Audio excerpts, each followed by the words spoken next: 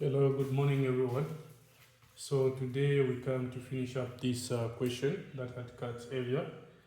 Okay, so just to reintroduce the topic, uh, where the question is coming from. So we said this question is coming from functions, and of course it came in 2023, paper 1, and the paper was written in July, meaning this is GCE. Alright, so we're going to read the question together and see how we're going to provide solutions to it. Okay, so we're saying Math GC 2023 paper 1, and this one came on question number 12. Okay, so the question reads, the functions g and h are defined by g of x is equal to 3x plus 1 and h of x is equal to x minus 1 over 2. Now we're asked to find one g inverse of x, 2 g of h of x, c value of x if g of x is 22. Okay, so let's see how we're going to do that. So firstly we are saying a, which is the inverse of a function, and of which we don't know. Now, we know the function that we've been given of g is 3x plus 1. Alright?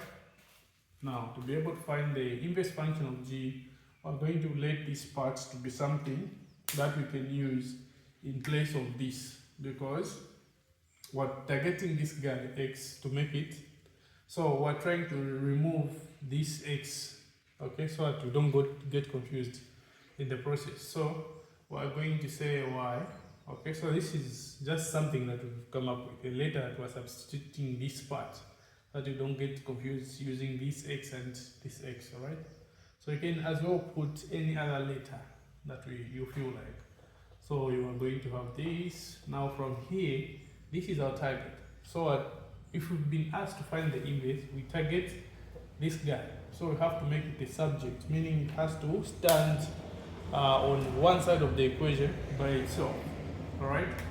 So this is going to be 3x plus 1 is equal to y, and then 3x is equal to y minus 1, then everything over 3, everything over 3 like that. Then the 3's are going to cancel out, then we're remaining with x, which is going to be y minus 1 over 3. Alright, but then we've managed to find x as a subject. Now we have to write it in form of g inverse. So this is going to be function of g inverse of x. Since we've used x here, there is no way we're going to have y there. So we're going to bring back the x like that. And this one is going to be our answer. Alright, that was very simple.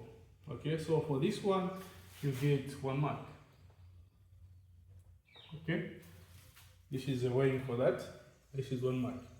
Now let's see how we're going to be able to find g inverse of g of h of x. Okay, let's just create space. Create space for this one. Okay.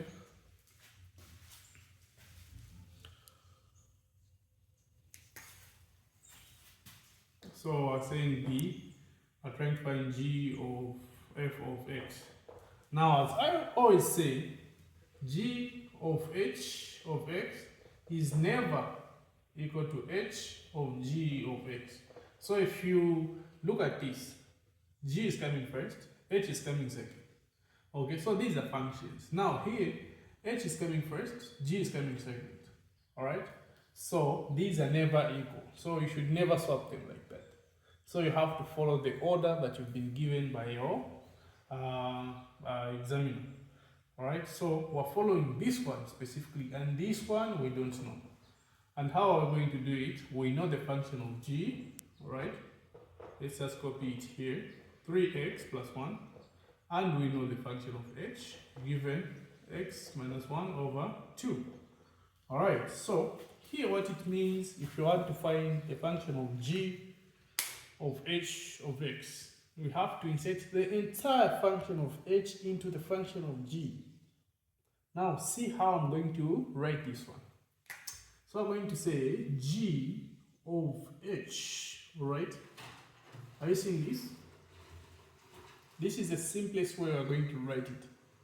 So this is g of x. Now where there's x, it means I'm putting the function of h. So I can even put these brackets like that. Does that make sense? Okay.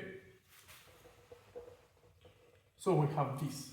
So that the function of g was 3x. So now where there's x again, you put bigger brackets, which are square brackets. And then you insert the function of h. So like that. This was g. Then here we're inserting the function of h. Like that. From here now you can simplify. And how do you do that? You're just going to say you multiply the what's on top, 3x minus 3 over 2 plus 1. And then these are going to be fractions. Of course, this one, the common denominator 2, 2 into this one is 1. Then 1 times that to just get that on top. Alright? Then this one, that's going to be a 2. Okay? Then here you can simplify. We're going to get 3x, then these negative 1 over 2. Okay, so from there now, you can even say this is your answer. And as well for this one, I know in most papers you are supposed to get 2 marks, but for this one, we're given only 1 mark. Because the total number of marks that you are supposed to get, if you solve the entire function equation, you're supposed to get 4 marks. Alright, meaning they reserved the other marks for the part C. Alright, so this is how you are supposed to answer B. So it's just about inserting a function into another function, and we call it composite function. Alright, thank you. So let's see how providing the third answer, C.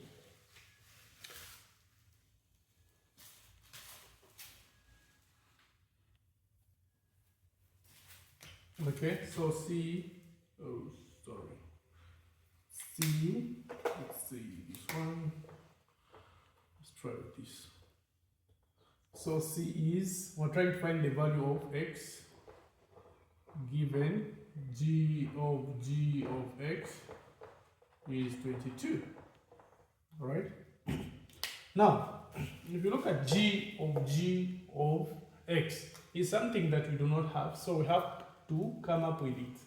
This is as well a composite function, so we have to multiply to be able to come up with it. Okay?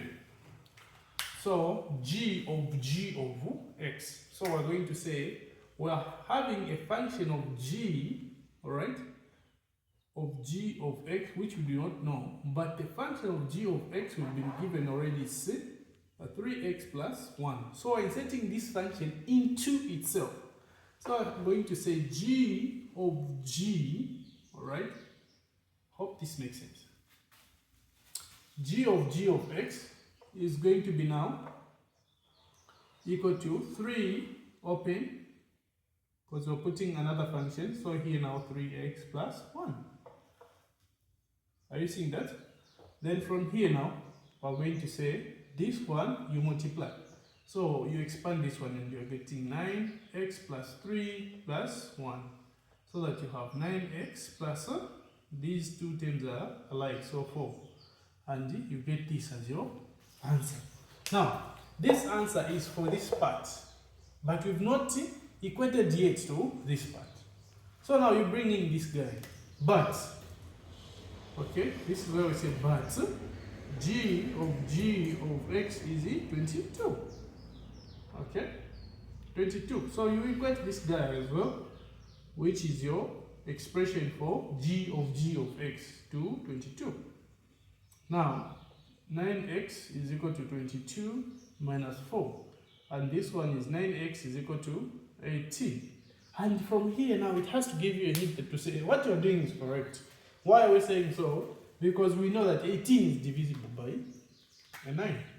So now, when you divide both by 9, you understand to say this is what you're going to get. So you divide by a 9.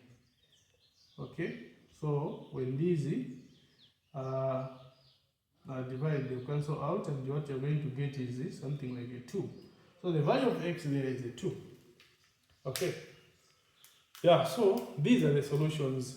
And for this one, you are going to get your 2 marks, meaning you have gotten your total marks of 4 for a function question. So as you are answering this question, make sure you get the entire 4 marks. This is your target. Okay? So out of the 80 marks that you are given in paper 1 minus a 4, you have a 76 to find just from this. Okay? So make sure you target questions with a lot of marks, and the functions is a lot of them. So in the next video, I'm sure we're going to do something on variations and see the weighing for that topic alone. Okay? Thank you so much for watching. Make sure you subscribe to our channel and comment, like our videos as well. Peace.